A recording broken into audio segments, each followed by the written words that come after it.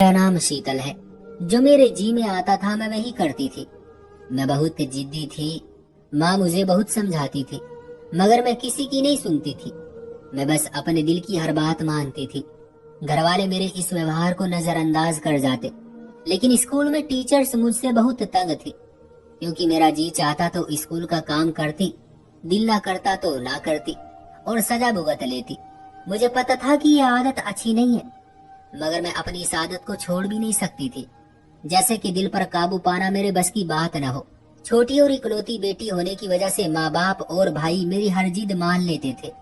अब मेरी आदत हो गई थी कि हर व्यक्ति मेरी बात माने।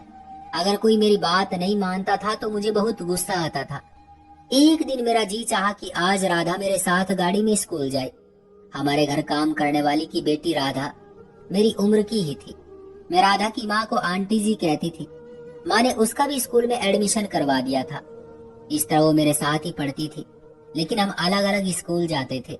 मैं अपने भाई के साथ गाड़ी में जाती थी और राधा अपनी माँ यानी आंटी जी के साथ पैदल स्कूल जाती थी। जब लड़कियों ने मुझे राधा के साथ आते जाते देखा तो उन्होंने मुझसे पूछा कि तुम दोनों आज साथ क्यों आई हो।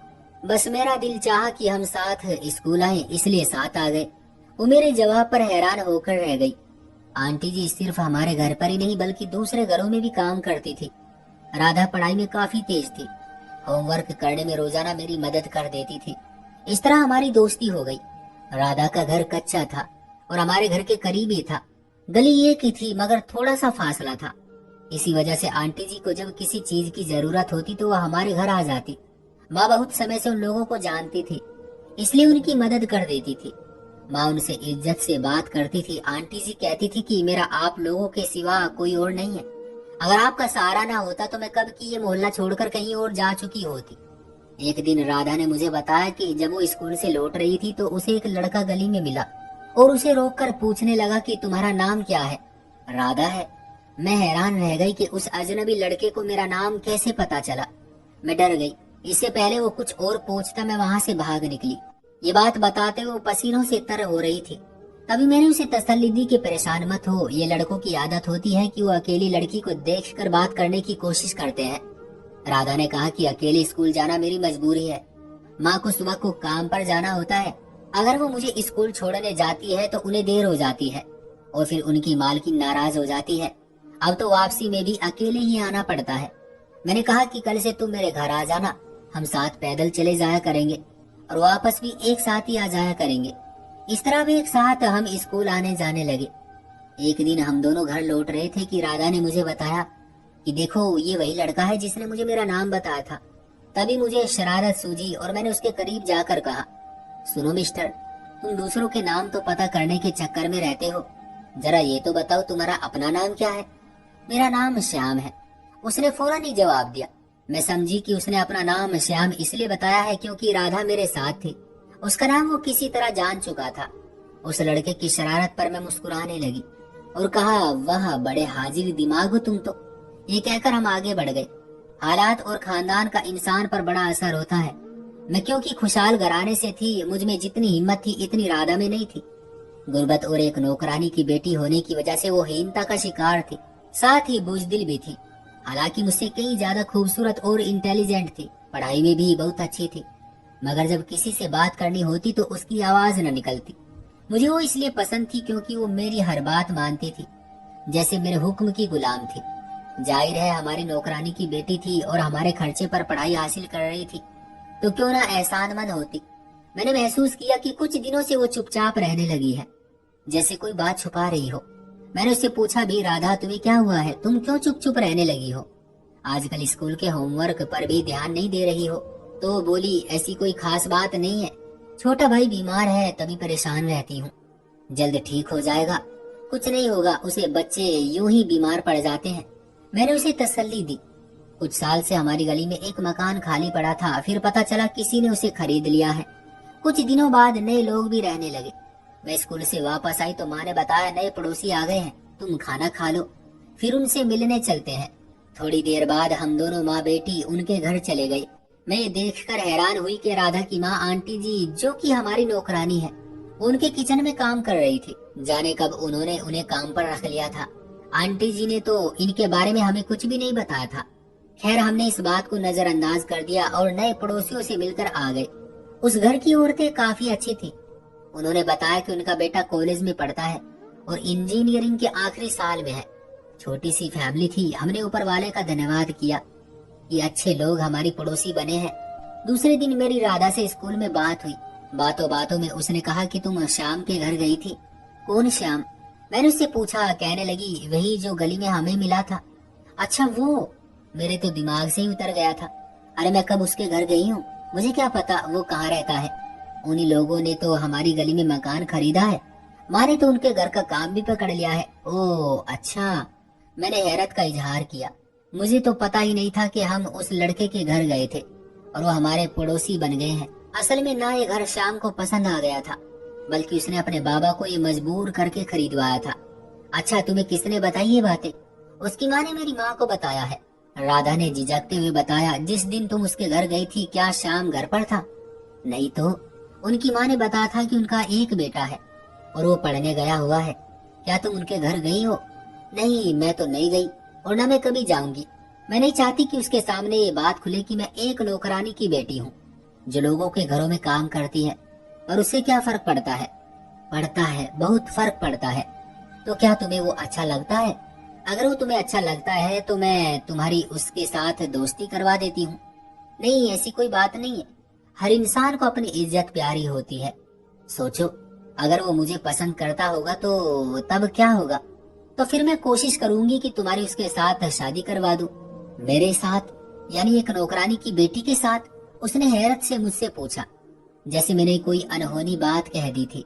वैसे थी भी ये एक अनहोनी बात ही। भला एक अमीर फैमिली अपने घर के बर्तन मांजने वाली की बेटी से किस तरह अपने बेटे की शादी कर सकती थी? खैर बात आई गई हुई। राधा शाम के घर न गई ताकि उसे पता न चल सके कि वो एक नौकरानी की बेटी है जो उनके घर में काम करती है। हमारा आना जाना उस फैमिली में बढ़ा तो मम्मी और श्याम की माँ की बहुत अच्छी दोस्ती हो गई। मेरी भी दोस्ती उनकी बेटियों से बहुत अच्छी हो गई। वो अक्सर हमारे घर आने जाने लगी थी।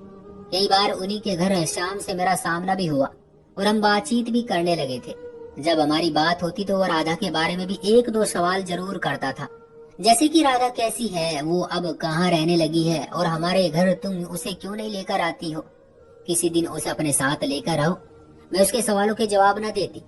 मैंने उसे कभी नहीं बताया कि उसकी माँ तुम्हारे घर रोज काम करने आती है, क्योंकि मुझे राधा ने मना किया हुआ था।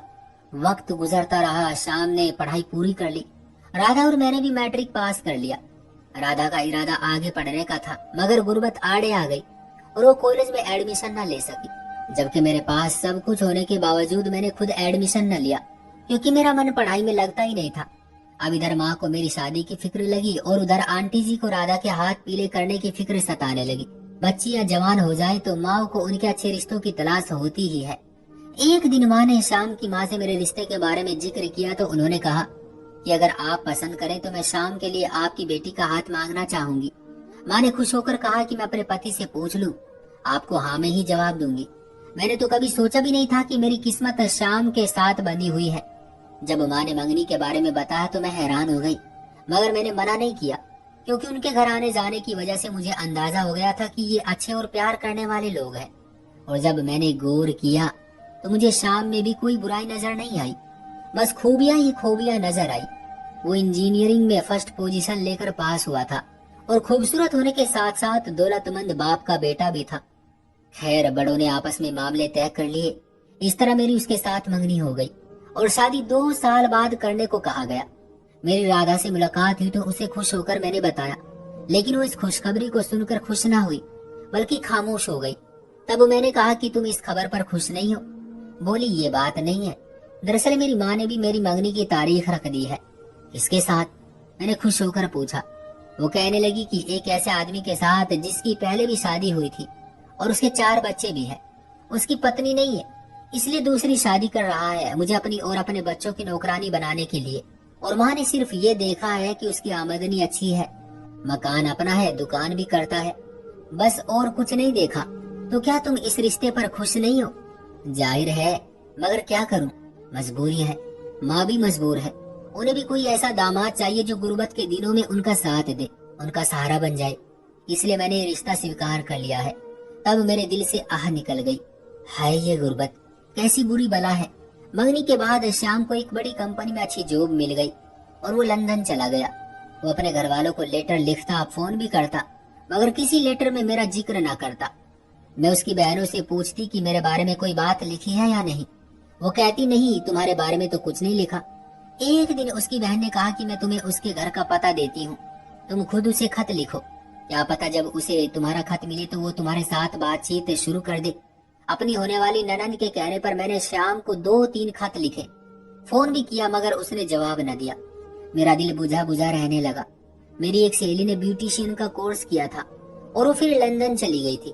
वहाँ उसने अपना पार्लर खोल लिया था। मैंने उससे बात की और यूं हमारी फोन पर बात होने लगी। उसको मैंने बताया कि मेरा मंगेतर भी लंदन में है, जी चाहता है कि मैं भी लंदन आ जाऊं। तो वो बोली, हाँ जरूर आ जाओ, ब्यूटिशियन का कोर्स भी कर लो तो अच्छा रहेगा। अब मेरी शाम से मंगनी को 1 साल हो चुका था, मगर वो यहाँ आने का नाम ही नहीं ले रहा था। मेरे अलावा माँ बाबा भी परेशान थे और जब उसके घर वालों से बात करते तो वो भी गोल गोल जवाब देते। एक दिन मेरी राधा से मुलाकात हो गई। उसने बताया कि उसकी सास बहुत तेज और दूसरों से जलने वाली औरत है, उसे छोटी छोटी बातों पर मारती है। पति भी उसे अहमियत नहीं देता, बल्कि अपनी माँ की शिकायत पर उसे मारता पीटता है। इस बार जब उसने माँ के घर जाने को कहा तो उसके पति ने उसे इतना मारा कि वो मरते मरते बची। तभी उसकी माँ ने तलाक दिलवा दी है। आजकल वो मायके में है। उसकी दास्तान सुनकर तो मुझे बहुत दुख हुआ। सोचा कि गरीब लड़कियों के नसीब भी कहाँ अच्छे होते हैं। हम राधा के घर गए तो उसकी माँ ने बताया कि वो ये घर बेचकर कहीं और जा रही है, क्योंकि उन्हें राधा का इलाज करवाना है, पैसों की जरूरत है। राधा बहुत बीमार है, खून की कमी हो गई है। बात दरअसल ये थी कि वो अपने उस दामाद से डरी हुई थी। इसी वजह से वो घर को बेचकर किसी नामालूम जगह पर शिफ्ट होने का सोच रही थी। मैंने पूछा, आंटी जी राधा कहाँ है? वो कहने लगी कि अस्पताल में है, तो आप मुझे भी ले चले, मैं उसे देखना चाहती हूँ। तो वो मुझसे बोली, बेटा 1-2 दिन के बाद मैं तुम्हारे पास आऊंगी और तुम्हें उसके पास ले जाऊंगी। फिर वो रोने लगी। उन्होंने फिर कहा कि मैंने अपनी बेटी के साथ बड़ा जुल्म किया है, बड़ी उम्र के आदमी के साथ उसकी शादी कर दी। अब मेरी बच्ची मरते मरते बची है, अब उसे खून की बोतलें लग रही है। इस बात के कुछ दिन बाद शाम की माँ हमारे घर आई। उन्होंने बताया कि शाम आ रहा है। हम खुश हो गए कि अब मेरी किस्मत में भी बहारों के फूल खिलने वाले हैं, मगर तकदीर कोई और ही फैसला कर चुकी थी। शाम ने आते ही शादी से मना कर दिया। कहा कि फिलहाल वो शादी नहीं कर सकता, क्योंकि कंपनी की तरफ से वो अमेरिका जा रहा है। 1 साल बाद जब वो आएगा तो शादी होगी। यह हकीकत जानकर तो हम सब परेशान हो गए। कुछ दिन रहकर वो लंदन वापस लौट गया। उसने मुझसे फोन पर बात तक करना भी जरूरी नहीं समझा, तो मेरे दिल में खटका हुआ कि जरूर दाल में कुछ काला है। मैंने कहा था ना कि मैं मनमोजी किस्म की लड़की थी, जो जी में आता था बस ठान लेती थी। इसलिए मैंने 6 महीने का ब्यूटिशियन कोर्स किया और अपनी दोस्त को फोन किया कि लंदन में मेरे लिए जॉब देखो। वो बोली, तुम मेरे पार्लर पर आ जाओ, मैं तुम्हारे लिए सब चीजों का इंतजाम कर दूंगी। घर वालों के मना करने के बावजूद मैं ना मानी और लंदन जाने की जिद जारी रखी। मजबूर होकर माँ बाबा ने भी मुझे मेरी दोस्त के पास भेजने की अनुमति दे दी। लंदन पहुंची तो मेरी दोस्त ने मेरा बहुत अच्छे से वेलकम किया और मुझे अपने घर ले गई। मेरा मकसद दरअसल शाम की हकीकत पता करना था, क्योंकि मुझे लगा वो अमेरिका जाने का झूठ बोलकर कहकर गया है। तो मैंने अपनी सहेली की मदद से आखिरकार उसकी खोज निकाल ही ली और जब मैं उसके घर पहुंची तो मैं हैरत से मरते मरते बची। उसके घर में राधा उसकी पत्नी की हैसियत से मौजूद थी और उनका एक बच्चा भी था। अब समझ में आ गया था कि क्यों आंटी जी ने हमारे मोहल्ले का अपना घर बेचा और मुझे अस्पताल राधा से क्यों मिलाने नहीं लेकर गई। मुझे बहुत दुख और हैरत हुई कि मेरी नौकरानी की बेटी, जो कि मेरी सहेली थी, जिसकी पढ़ाई का खर्चा सारा मेरी माँ उठा रही थी, उसने मुझसे किस कदर बड़ा झूठ बोला। अपनी शादी के बारे में, 4 बच्चों के बारे में और अपनी तलाक के बारे में। और सबसे बड़ी हैरत की बात ये थी कि खुद शाम के माँ बाप को भी इस बात का पता नहीं चल सका कि शाम हिंदुस्तान कई बार आता रहा। राधा से शादी चुपचाप करके वो उसे 1 साल पहले ही लंदन ले गया और मुझसे शादी से मना कर दिया। मैंने शाम से पूछा कि तुमने ये क्या किया? तुमको तो मुझसे शादी करनी थी, कुछ तो शर्म करो। तुमने मुझे और मेरे घर वालों को ही नहीं, अपने माँ बाप को भी धोखा दिया है। मैंने अपने माँ बाप को हरगिज धोखा नहीं दिया। मैंने उन्हें बता दिया था कि मैं राधा से शादी करना चाहता हूँ। इसकी खातिर मैंने तुम लोगों की गली में घर खरीदा था। लेकिन जब माँ बाबा को पता चला कि वो एक नौकरानी की बेटी है, तो उन्होंने मुझे साफ मना कर दिया। बल्कि उन्होंने मुझे तैयार किया कि मैं तुमसे शादी कर लूं और फिर मेरी जबरदस्ती मंगनी तुमसे करा दी। तो मैंने भी ठान ली कि अगर ये लोग अपनी चलाएंगे तो मैं भी अपनी मन की ही करके रहूंगा, क्योंकि मैं भी वही करता हूँ जो मेरा दिल करता है। बिल्कुल वैसे ही जैसे तुम भी तो वही करती हो ना जो तुम्हारा दिल चाहता है। ना सिर्फ ये सारी बातें सुनकर मुझे बहुत अफसोस हुआ, बल्कि इससे भी ज्यादा मुझे अफसोस अपनी सहेली पर हुआ, जिसने मुझे धोखा दिया। उसने मुझसे सारी बातें छुपाई, और हकीकत क्या है मुझे ये बताया ही नहीं। अगर वो मेरी सच्ची सहेली होती तो मुझे पहले ही अपनी पसंद बता देती। इस तरह ना मेरा दिल टूटता और ना मेरा वो वक्त बर्बाद होता जो मैंने 2 साल तक शाम से शादी की उम्मीद में गुजारा। इस तरह कभी लोग एहसान फरामोश भी होते हैं। राधा की माँ ने और राधा ने जरा भी ख्याल ना किया कि सारी जिंदगी मेरे माँ बाप ने उनका कितना ख्याल रखा। कम से कम हमें तो ऐसे धोखा ना देते। सही कहते हैं, जिस पर एहसान करो उसकी बुराई से डरो। तो दोस्तों, ये थी हमारी आज की कहानी। आपका क्या कहना है इस कहानी के बारे में? कमेंट करके हमें ज़रूर बताएं। वीडियो को लाइक कर दीजिए और चैनल को सब्सक्राइब करके घंटी को दबाकर ऑल पर सेट कर लीजिए, ताकि आने वाले वीडियो आपको तुरंत मिले। मुझे दीजिए अगली वीडियो तक इजाज़त। तब तक के लिए धन्यवाद।